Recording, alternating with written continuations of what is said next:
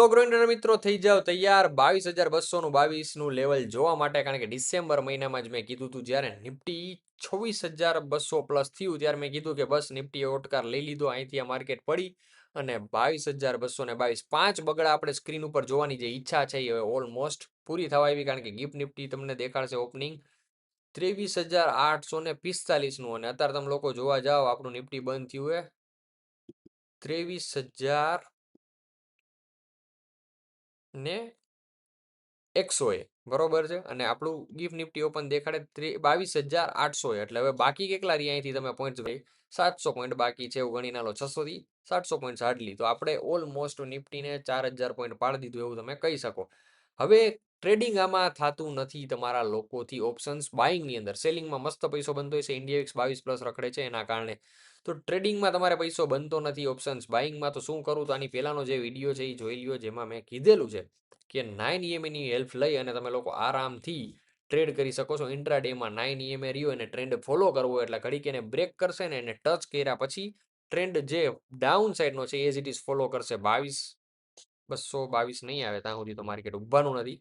તો હવે કરવું શું, તો હવે આ 22,222 કાલે અટશે કે પરમદી કે ગયા આવતા અઠવાડિયામાં, એ કઈ રીતે ચેક કરવું, તો એની મદદ કરશું આપણે ઓઆઈ ડેટા જોઈને, કે ભાઈ ઓઆઈ ડેટા ઉપરથી આપણને ખ્યાલ આવી જશે શું છે ભાઈ સપોર્ટ, તો કે ભાઈ 23,000 સેલ થયેલા છે પુટ 60 લાખ, કોલ 27 લાખ, તો પોઝિશન તમે લોકો જોવા જાવ ખાલી ડબલની છે, પણ સીઆરમાં પોઝિશન્સ નથી, નાની એક્સપાયરી 2 દિવસની અંદર જ છે મંગળવારના રોજ, છતાંય આમાં સીઆરમાં પોઝિશન્સ બનેલી નથી.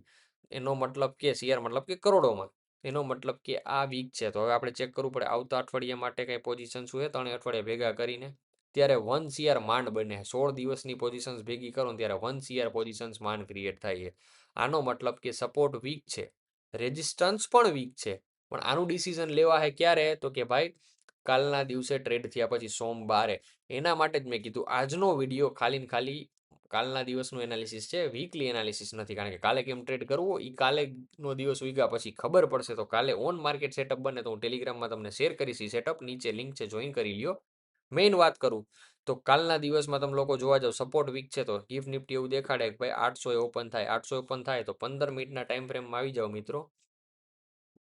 જો 800 ઓપન થાય તો આપણે આમાં સિમ્પલ એક વસ્તુ ફોલો કરવાની રહીએ, કે જે આ ચાર્ટમાં તમને લોકોને આ એક ઝોન બનાવીને દીધું, એ ઝોનની નીચે ઓપન થાય એટલે માર્કેટ 23,000 જે લોકો પુટ સેલ કરીને ગયા સપોર્ટની જેમ, એ લોકો પોઝિશન્સ રિવર્સ કરે, એટલે 20 લાખ પોઝિશનનો ફેરફાર આવે, એટલે કાલના દિવસમાં એક ગેપ ફિલ થાય. એટલે જો કાલ ડાઉન ઓપન થાય, જો કે વોરની સિચ્યુએશનના ન્યૂઝ બહુ ખરાબ આવે છે, પણ ગેપ ડાઉન ખુલે એન્ડ ધેન માર્કેટ રિકવર કરવાના ચાન્સ કાલના દિવસ પૂરતા જાજા. રિકવર મતલબ કે એવું નહીં કે ભાઈ ફટ કરતું કવર કરીને તેજીમાં આવી ગયું, સિમ્પલ જો માર્કેટ કાલે અહીંયા ઓપન થાય તો અહીંયાથી અહીંયા રિટ્રેસ કરવા જાય અને પછી પાછું ફોલ થાય, કારણ કે હું પોતે તમને લોકોને ખબર છે કે મંદીમાં બેઠેલો, આપણી ખુદની ગણતરી એવી કે માર્કેટ નીચે જાય નહીં કે ઉપર, નીચે ક્યાં સુધી 5 બગડા દેખાડી દઈએ ત્યાં સુધી આપણે એને તો પેલા પહોંચાડવાનું જ છે.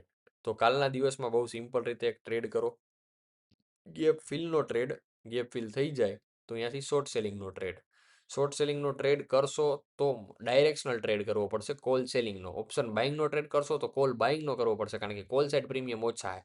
બટ જો તમે સ્માર્ટ છો અને અહીંયાથી એક સારો એવો એસએલ પ્લાન કરો, કારણ કે 80 રૂપિયાનો એસએલ રાખવો પડશે ઓપ્શન્સમાં, ઓપ્શન્સના પ્રીમિયમ વધારે, તો તમે એક લોંગ ટ્રેડ પ્લાન કરી શકો હો ઠેઠ સુધીનો, પણ એ આવતા અઠવાડિયા માટે કરવું પડે.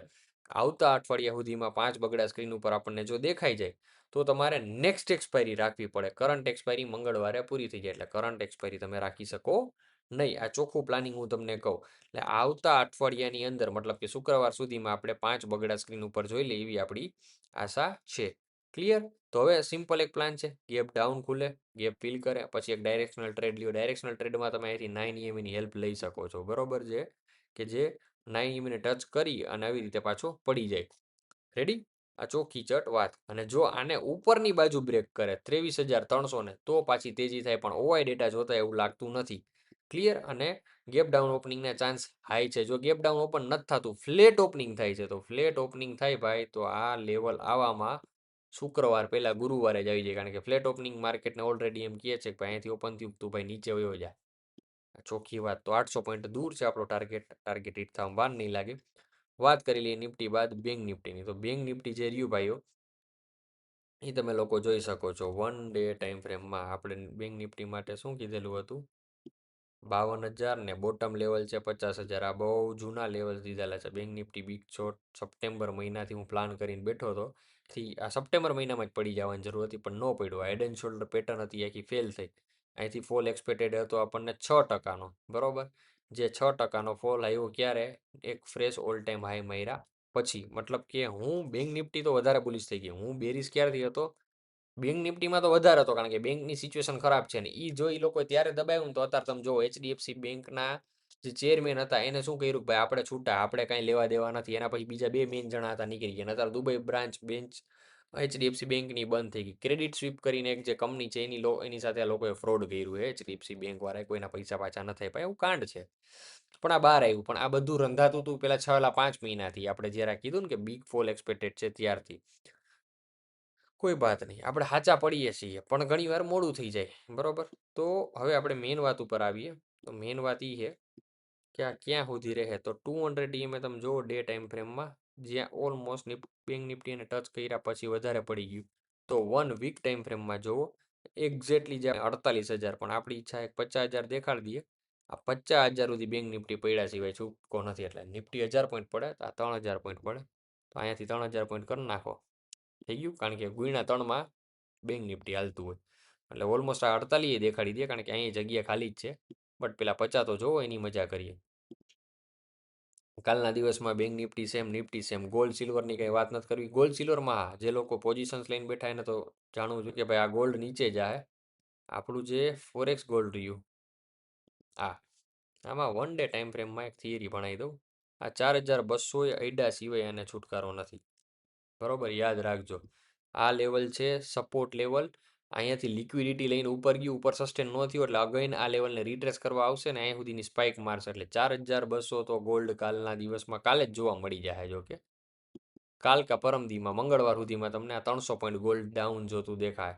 આ સિલ્વર 67 છે, સિલ્વર આવી જાય 62, અને પોસિબલ છે 55 સુધી જતું રહે. એટલે આપણું સિલ્વર 180 ઇન્ડિયાનું પહોંચી જાય ને આપણું ઇન્ડિયાનું ગોલ્ડ 120 પહોંચી જાય.